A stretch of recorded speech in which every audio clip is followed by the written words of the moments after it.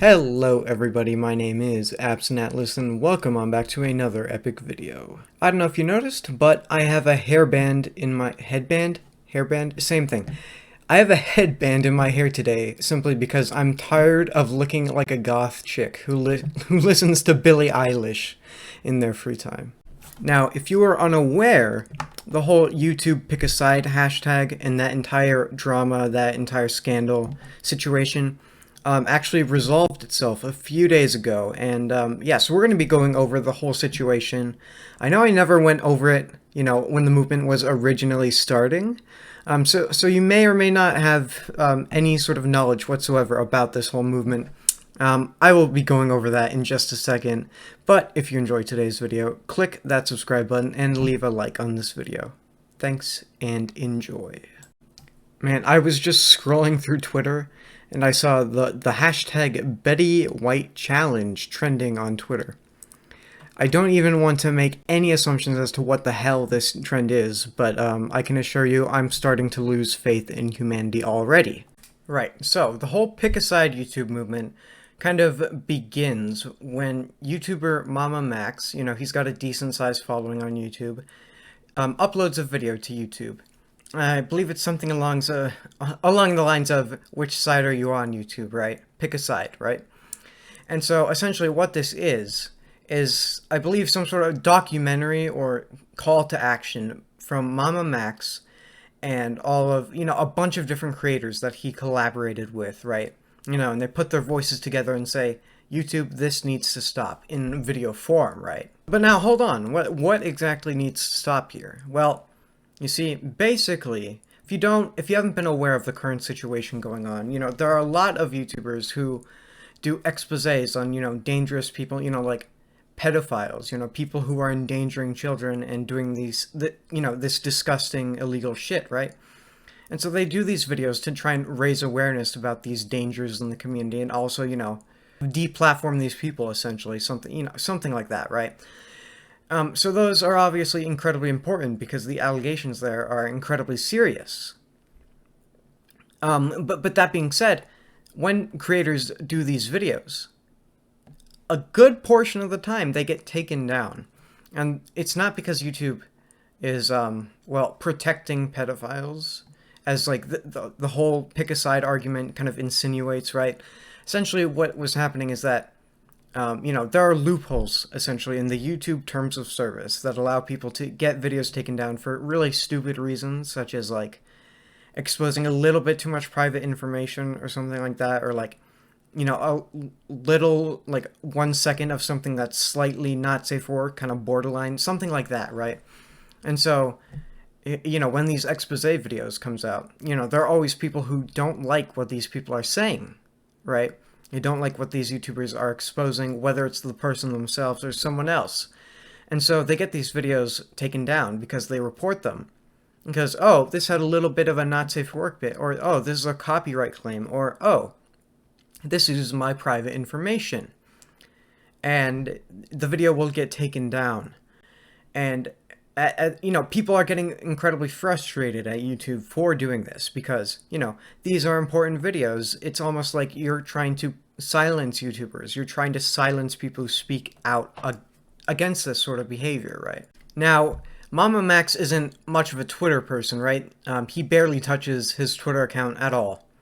But he realizes, on YouTube, I'm not going to be able to speak out against this because I'm going to get silenced, right? For simple, stupid reasons like that, because of flaws in YouTube's system. Okay, so he decides to raise a shitstorm on Twitter, right? Basically, here is the infamous tweet. I'll show you right here. So here we are on Mama Max YT's Twitter, and as it says, he poses a question to YouTube. Hashtag pick a side.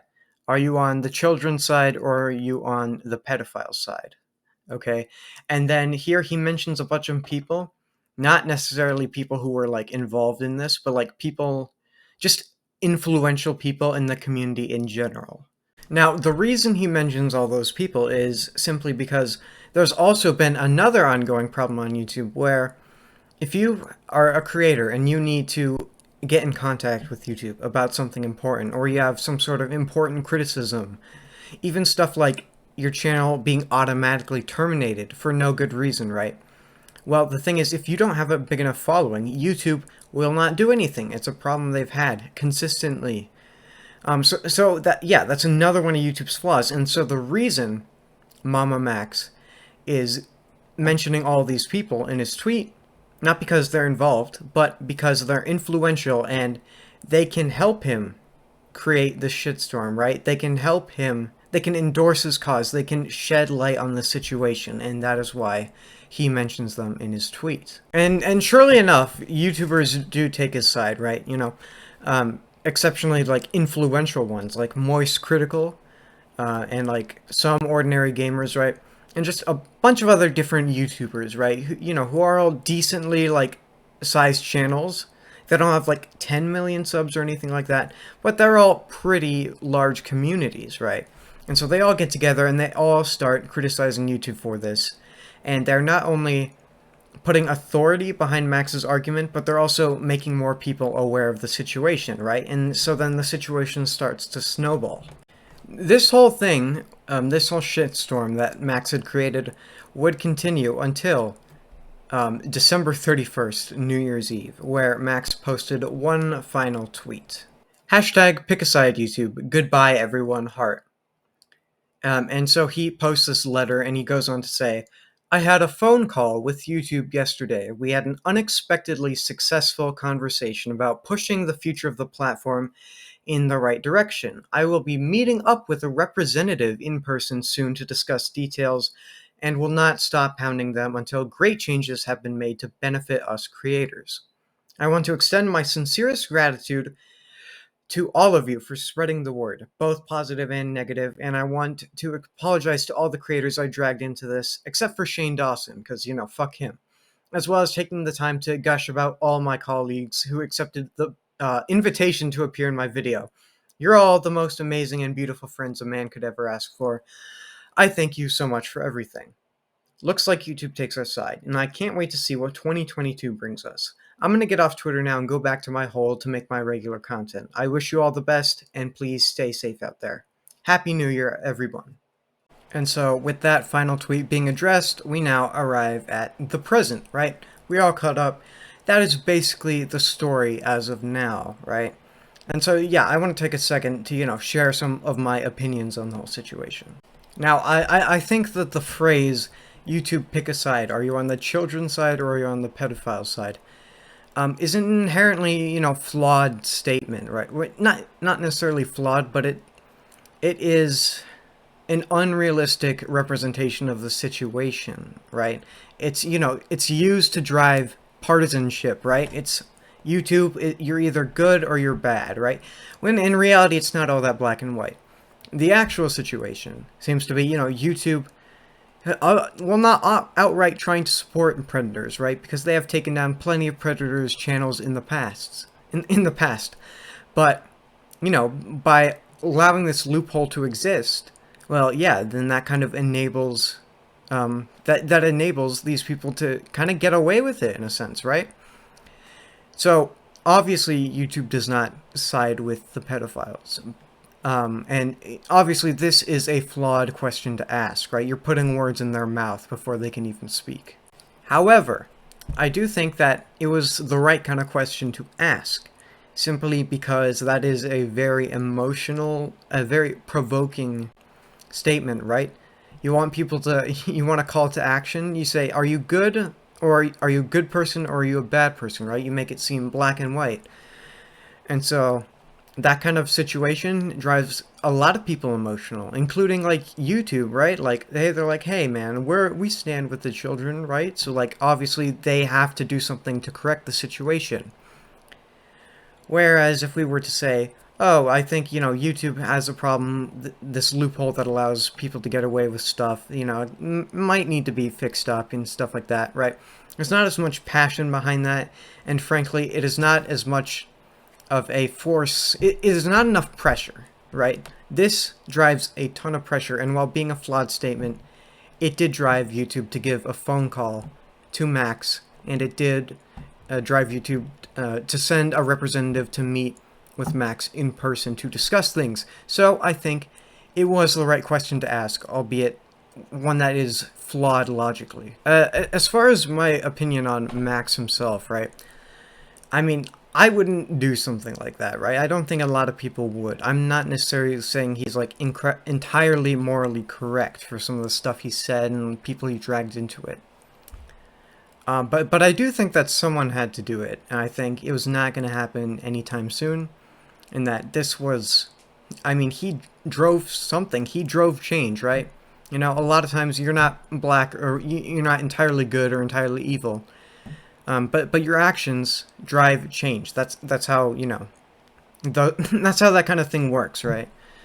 And so in doing that, and so in, you know, making these logically flawed arguments and making these emotionally charged statements, he drove change, right? And you know, I don't obviously like, I don't know, I haven't watched any of his other videos, right? I may not agree with some of the things he says. You know, he is quite an edgy YouTuber, quite literally, right? Not quite literally, but you get what I'm trying to say.